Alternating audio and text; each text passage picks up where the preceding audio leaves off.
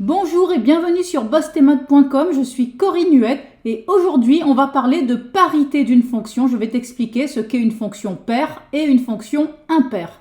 On y va. Considérons une fonction f qui est définie sur un ensemble grand D de R. Alors on va dire que la fonction f est paire si premièrement pour tout x appartenant à l'ensemble D, eh bien, son opposé moins x appartient aussi à l'ensemble D.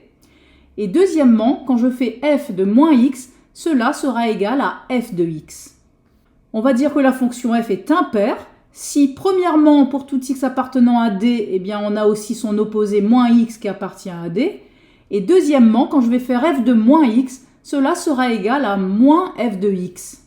Quand on te demandera d'étudier la parité d'une fonction f, eh bien, en fait, on voudra que tu étudies si cette fonction f est paire ou impaire. Prenons un premier exemple. La fonction f définie sur R par f de x égale 5x au carré est paire. Alors en effet, si déjà tu prends x dans R, eh bien on est sûr que son opposé sera aussi dans R. Ça, pas de problème.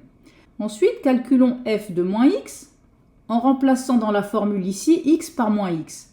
Cela me donne 5 fois, le nombre x devient moins x et il est au carré. Donc j'ai 5. Ici, moins x fois moins x, moins fois moins, ça fait plus, et x fois x, ça fait x au carré. Et là, tu te rends compte qu'on obtient très exactement f de x. Donc, ces deux conditions réunies me garantissent bien que la fonction f est paire.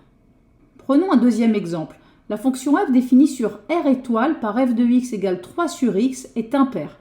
Je te rappelle que R étoile, c'est l'ensemble des nombres réels privés de 0. Ici, je n'ai pas le droit de diviser par 0.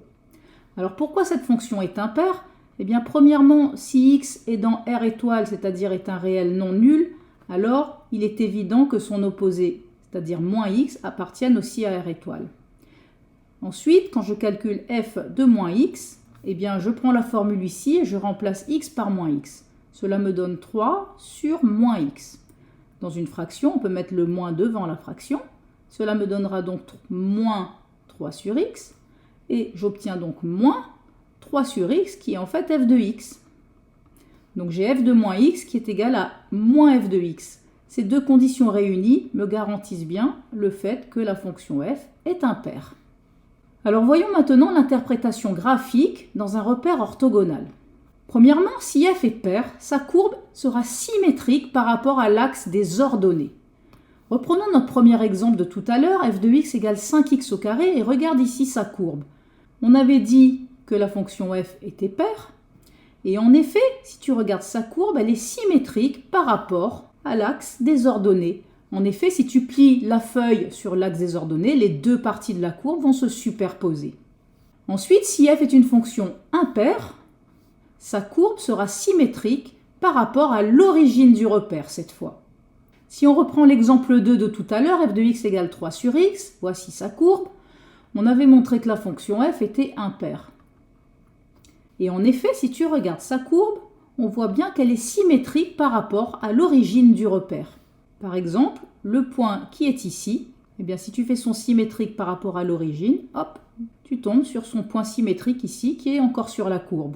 Ou alors le point qui est ici, si tu fais son symétrique par rapport à l'origine du repère, eh bien, tu obtiens ici le symétrique qui est encore un point de la courbe. Voici un troisième exemple où f de x est égal à x au carré moins 5x au cube plus 7. Je te donne ici sa courbe représentée sur l'écran d'une calculatrice. Tu vois que cette courbe n'est ni symétrique par rapport à l'axe des ordonnées, ni symétrique par rapport à l'origine. Donc, on a ici le cas d'une fonction qui est ni paire ni impaire. Je te propose cet exercice. Dans la première question, on veut étudier la parité des fonctions f et g qui sont définies sur R par f de x égale moins 4x au cube et g de x égale 1 moins 3x au carré.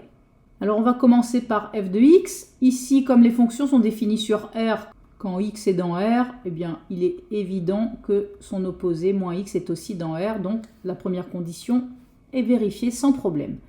Donc allons maintenant calculer f de moins x. On va donc remplacer dans la formule ici x par moins x. Cela me donne moins 4 fois le nombre moins x qui est au cube. Donc je garde le moins 4. Ici, moins x au cube, ça fait moins x fois moins x fois moins x. Comme j'ai 3 signes moins, ça va me faire moins. Et x fois x, ça fait x au cube. Ensuite, moins fois moins, ça fait plus. Donc je vais me retrouver avec 4x au cube.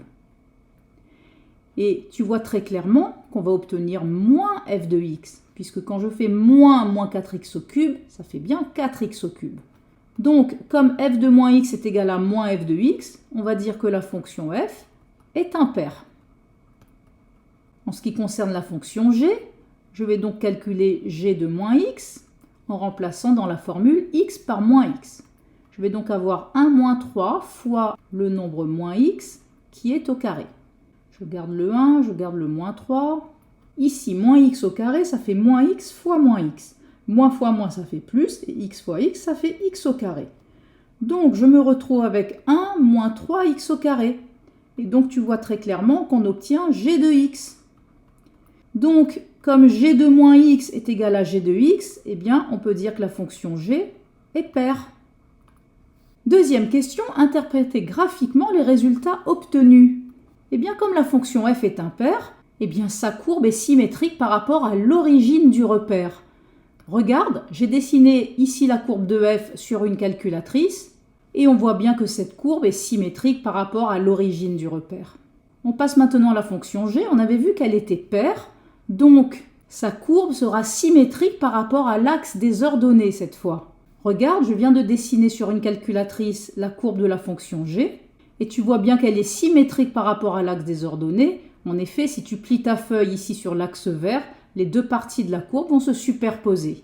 Donc voilà comment je peux interpréter graphiquement le fait qu'une fonction est paire ou impaire. Je vais parler pour cela de la symétrie de sa courbe. Voilà, maintenant tu sais ce qu'est une fonction paire et ce qu'est une fonction impaire. Je te félicite et je te remercie d'avoir suivi cette vidéo sur bossemath.com. À la prochaine vidéo. Bye bye.